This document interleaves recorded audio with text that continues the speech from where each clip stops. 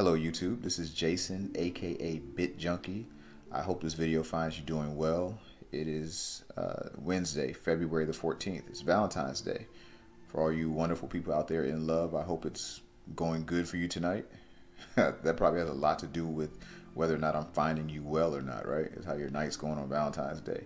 CryptUnite Global, that's the community we created. That's Jim on the left, that's me on the right.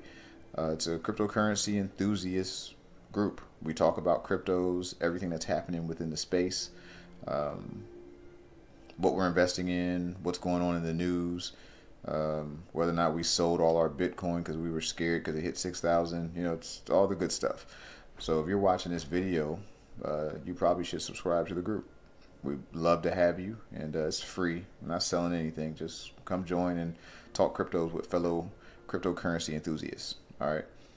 It's been a while since we made a video, maybe almost a week. My life is insane. I'm in real estate. I've been trying to close up the projects that I had open so that I could devote more time to crypto. And by doing that, I put the full court press on my real estate work, and it's resulted in me not having a lot of time lately, just the last few days. So let me apologize to the profit trailer people out there. You want the update. The Binance account went down last week and I could not get it to work. I got all kinds of errors. It started working again earlier this week, but after doing a little bit of research, as much time as I was going to have to spend to tweak the stock profit trailer to work right, I just need to buy the feeder, the add-on attachment that adjusts to the market trends and everything. It seems to be the only way that it's, you know, really profitable for most people, and we do have a real live active account with funds in it. So I'm working on getting the feeder up and going, which introduces a totally new set of adjustments to make. But I promise you guys, very soon I will have the feeder with the profit trailer running. We'll leave the settings alone and then just see what the performance is. So just give me a few more days to get it together, and we'll start tracking that progress semi-daily, maybe every couple of days. I'll update. Also, I posed this to the group last week, or maybe it was earlier this week, I'm not sure. But I'm considering going live some days, you know, whenever I'm available. And you tell me what chart you're looking at, and we'll look at your chart, and you'll get my opinion and my feedback on the chart. And we'll try that out. Now I have Coinigi, I think that's how you pronounce it, and I'm not sure exactly which pairs are available with this platform. Let me look at it. But if you guys like that idea of doing some real-time talking about charts, if I go live and you just come in and say, hey, look at this chart, and it could be stocks, it could be foreign exchange, anything where I can pull the chart up, and if there's some charting tools that I have, I mean, ideally it would be something that works best within this platform because I would have all the tools, the trend lines, the fibs, and all that stuff. But we can look at any chart and kind of estimate, you know, what's happening with it if you guys care about my opinion. So I'm not going to do it unless a lot of people really want me to do that, okay? Because it will take up some time and it'll be kind of off the cuff. So if you're interested in that, I think I'd be willing to do it. So let me know in the comment section. All right. So today we're just going to talk about Bitcoin's price in the market in general. I don't really have any major talking points, really. We can just reiterate. I mean, price looks like it's coming back. The volume seems a little low, you know, for Bitcoin right now, and I think that's why this run up has been kind of muted. It hasn't really moved as fast as I would have liked it. I would have liked for it to move, but it's moving up nonetheless, so that's good. So let's reiterate what we surmised about price about a week or so ago, and then, you know, how close or how we view this thing. All right, so let's back out to the monthly chart. Because what we discovered was, you know, first of all, Bitcoin's really new. This is the first major move, right? Now, I mean, not the first major move, because ratio-wise, proportionately, it's had larger moves. It went from 25 cents to 30-something dollars. You know, that's a 120x. So it's had larger moves, but they were smaller as far as dollar figures, okay? But this is, looking at the chart, this seems to be the first major move here. So the way we define the moves, we did that in the previous video. Let's use the crosshairs. All right, so we're going to measure from here, which was when the run up started. And I didn't hit the right button, sorry. All right, so we're going to measure from here to the top of the run, which I think was 19,666 on this platform. All right, so what we determined was the area that most of the buyers would be in to re-enter the market were at the 61 fib level and the 78. Somewhere between there would be the ideal area based on a monthly time frame that the buyers would come back into the market. So let's get rid of the fib since we know where the levels are now. All right, so we determined that this was the area that the buyers were going to jump back in. All right, based on this move that started in, I think it was in July of last year. Okay, so we had the run up with no pullback really.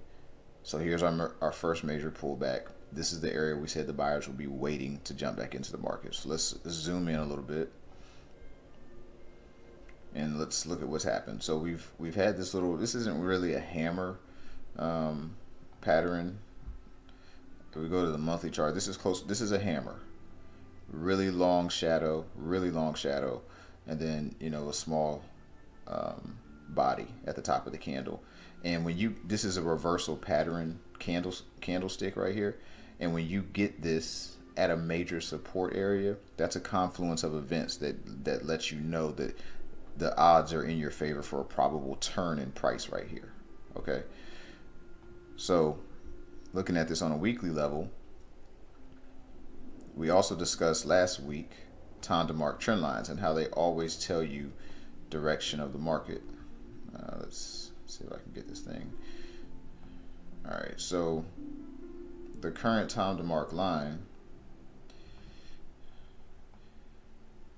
is a supply line. So the direction of this market is still down. All right, still down. However, as we inch, we got a reversal pattern happening here at a major support area, and we're getting ever so closer to this trend line, which would change the polarity of the market to up.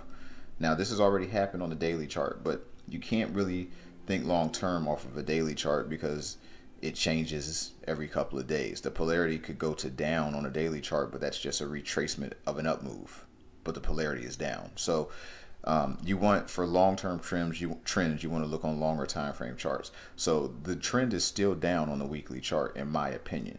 All right, but this confluence of events with a reversal at a support area leads me to believe that soon we may see our penetration of this line. Okay, and let's be honest, I'm not 100% objective. I'm a little bit subjective because I'm holding Bitcoin, so I would love to see this line breached. Right now, but there's always a price that says you're wrong. So whenever you're looking at the market, let's I hope this doesn't get too busy. And this is why I don't like a lot of indicators, because I like you want to trade with multiple screens so that you can see multiple time frames at the same time, so you never lose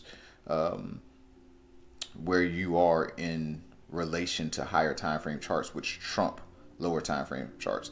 I was speaking to someone in my comment section on the last video I did on trading, and they were telling me that I should put the volume indicator back up down here. And the reason I don't, I mean, first of all, I traded Forex for 9 or 10 years, and there is no volume indicator. It's an over-the-counter product, you know, which means there's no central exchange, which means you have arbitrage opportunities because you got different prices all over the place. And then there's also no volume indicator to pull the data from all of the exchanges at one time. So you have to just trade price levels. And the thing about volume, let's go back to that monthly chart and give you a real good example of what happens. Volume is good to give you range, but you can use a daily range indicator to find out the range, which is going to give you some hints on volume anyway. But this is what happens when momentum, aka volume, reaches support levels. So this area here is a buy area for Bitcoin based on the previous move. All the people that, you know, that ran this price up, the price that says it was on sale again was in here. So we knew these people would come here. Now you don't know if they're going to win and push it further up. Now that we don't know, but you know that the buyers are here with their orders waiting, and there's going to be some form of reaction. But the momentum from the down move was humongous. If you guys recall, I mean, we were flying down, but it's not sustainable. Volume alone is not going to answer your question, because volume crashes. You can look at this as, you know, volume and momentum could be a giant cruise ship going, you know, 30 knots on the water. This here is the jagged rocks on the coast of an island. It doesn't really matter how fast that ship is going, it's going to crash into these rocks, because price levels trump volume. And the thing about that is, now volume will get you high highs and low lows, but for it to be sustainable, it has to be able to continue to move. And you know, this is not an unstoppable force versus an immovable object. The support resistance levels are more the immovable object than the momentum is an unstoppable force. Okay, so I would put price levels as the number one thing that you watch. And the thing about technicals, and I don't know if this is a rant video, but the thing about technicals, and people always say, you know, fundamentals versus technicals, and you know, what are the lines? I don't believe in technicals, they're just lines on a chart. But it's not really lines on a chart. What technicals do is they document behavior, human behavior. And what it allows you to do is, because it can document it and it puts it into some type of visualization that you can observe and at some points use to predict future reaction based on historical data. For example, if you had somebody that came to your house and was in your room and they had a little pad out and a pen, and every morning when you woke up, they charted which foot you put on the ground first, which hand you put on the bed to brace yourself to get up, how many times when you're brushing your teeth do you do your up and down motion, you know, how many strokes of brushing your teeth, how many times you squeeze the toothpaste bottle. If you were to chart this information, human beings are unbelievably predictable. And if you charted this information, it would reach a point where someone could say 87% of the time he's going to put his thumb on his left hand down on the bed first, and he's going to get up with his right foot. 89% of the time he's going to do between, I don't know, 89 and 93 strokes when brushing his teeth. Like, these things, this charting is really just recording human behavior over time. And it puts the odds in your favor because we're very predictable, because we like routine. And that's what the charts do. Fibonacci in and of itself doesn't mean anything. You know, when I draw this line and I tell you, hey, you know, there's going to be buyers right here, 61% retracement and 78%, that doesn't really mean anything. What it means is, historically, people think, the people that watch this thing run up think it's on sale somewhere around here historically. So the odds are in your favor that at this level there's going to be a bunch of buyers. There's no magical number to this thing. It's just playing the odds based on previous human behavior. So whenever anyone wants to talk about fundamentals and all these indicators that you can use, price tells you almost everything you need to know. Almost. Now, it's always good to have confluence. You know, you want to add other indicators into the mix to give you confirmation, which ups your odds. But there's no guarantees on anything. You could have a 95% chance of winning and still lose the trade. So there are no guarantees. But your job is to get the odds on your favor. And what technical analysis and the charts allow you to do is look at the historical reaction areas of human beings. And the driving force with humans when it comes to buying and selling anything is they want to buy it when it's on sale, and they want to sell it before they lose their money. These are the things. And those typically happen at price levels, not because two lines cross, not because, you know, their MACD or their RSI tell you that it's oversold. Fundamentally, it's based on levels that you want to buy and you want to get out at, for the most part. Now, those indicators help you to determine that. It cleans the noise up for you. A moving average cleans up the noise. You know, you don't have to read the chart. You can just look at the line and the angle of the line, and if it's going up or down, it makes it a lot more easily to visualize the direction. But if you really dig into trading price action, almost everything you need to know is here in the bars. All right, so that might have been a rant, but So that's my feelings on that. So let's go back to the weekly chart. So we're approaching this line, which would change the polarity on the weekly chart to up, which is good because each bar represents 1 week. So if we break this and polarity goes to up, we should probably expect a couple weeks of upward momentum, and then hopefully, we'll test these higher highs and everything like that. So let's grab the Fibonacci tool. This is what I was going to do from the beginning, but I got off track. But here's the move down. So let's say I'm wrong about price continuing to go up, and this upward momentum that we're getting is just a retracement of the eventual further down move. That's a possibility, right?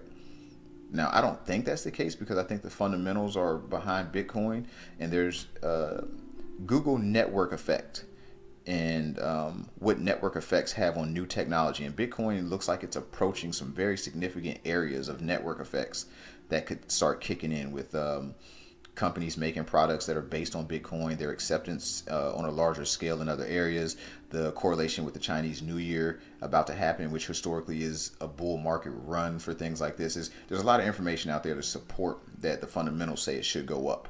But if we were wrong, the sellers, just like the buyers were, are going to be in these areas, so let's erase that.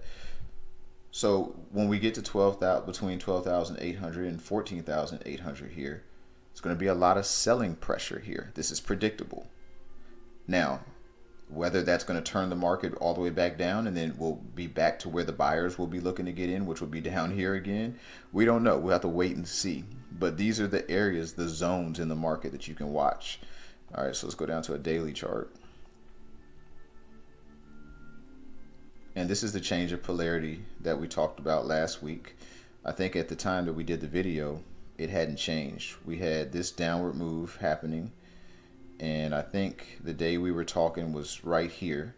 And I said, if we can get price to close on the other side of this, the polarity of the daily direction would be up, and it'd be the first time it had been up since over here where we actually failed.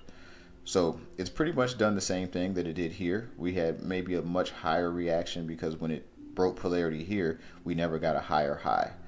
And here, we got the high, and now we have a higher high.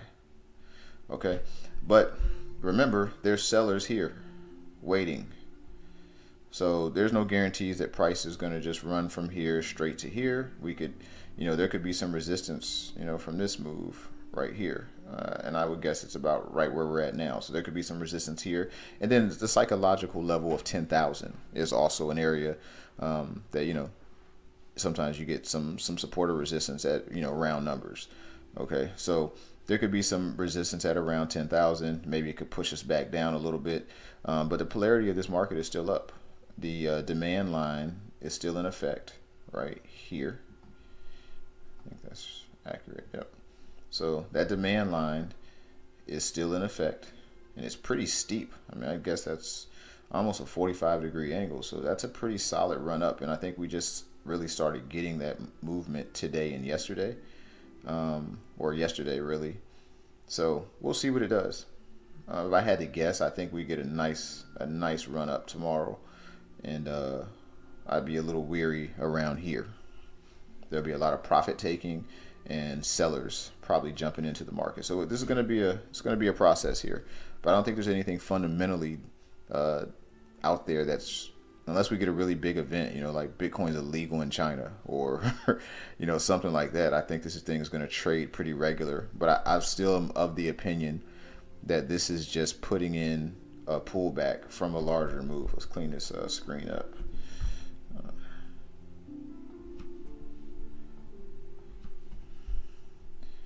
Sometimes in trading, the best thing to do is just, they say that the KISS, keep it simple, stupid. But it really does work to keep it simple. So, I mean, this isn't really a lot of rocket science. Price had its first major run up. The people, when it got to almost 20,000, started taking their profits because that was unheard of. It had run up so far, so fast. People started taking their profits. Market starts to drop. The people that are scared, that didn't really want to take their profits, start taking their profits because the market's coming back down and they don't want it to collapse. The people that don't believe in Bitcoin, that take that as a sign that it's going to sell off, they start jumping in. price tanks. This is the normal movement of markets. And somewhere around 61 to 78% of the move back, the confidence from the people that bought it the first time think it's back on sale and they jump back in. And we've seen this, you know, you go pull up any chart. Let's look at the daily chart. You look at any chart and this is the ebb and flow. And even this is even Bitcoin's chart. I don't know how to zoom in. How do I zoom in? All right, I don't know how to zoom in. But either way, this is the ebb and flow of charts. Just kind of how it goes. Oh, there's a zoom in button. Okay, guys. Sorry about that. It's just how price goes. It doesn't go in straight lines. Even in this with the overall direction up, there's still some pullbacks. You know, this is how it works. So that monthly chart is so new, we don't have any pullbacks. And I think this was just the first major pullback. And I think we're gonna head up. Now I don't know where we're gonna. Sometimes it'll punch right through supposed support and resistance areas. You know, I pointed out a resistance area around 12,000 to 14,000.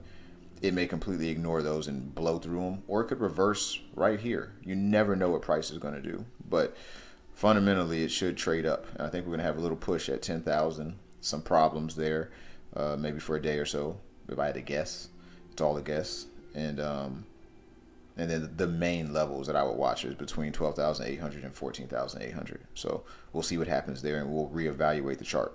I think that's all I got for tonight. Yeah, CryptUnite Global. There's a community. Like I said, we'll have the profit trailer videos going. I'm still working on it. Just give me a little bit of time. My life is crazy, so I'll get those out. We're going to continue to do trading videos. We'll probably do live trading if you guys want. If you want that, let me know in the comment section. And for those that signed up for Mint Builder, we didn't forget about you. The response, there's been several of you that have responded, and we were waiting to get a larger audience to actually to bring the CEO on if you wanted to talk to him. So we didn't forget about you. We're still working on that. And yeah, I think that's it. It should be a good rest of the month. I mean, rising tide, you know, lifts all boats, and Bitcoin going up has created a lot of green on the charts. So I think a lot of you that are in other altcoins that you're holding, you have to be pretty happy to see all this green. So I hold some other coins too. So, you know, it's good to see them green. But this is the ebb and flow of the market. But I think we're in for a really good first half of the year. I think it's going to be surprising to a lot of people. So, but I'd like to see Bitcoin's volume get a little higher. 8 billion is low. I mean, it's ideally, I would hope it would be pushing towards 20 and 30 billion. We're not going to get the large moves up that we like with this such a small volume. So like the video, subscribe to the channel.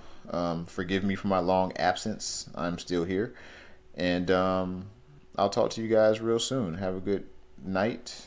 Don't forget to join CryptUnite Global. All right, have a good night. I'll talk to you soon. Thanks. Bye.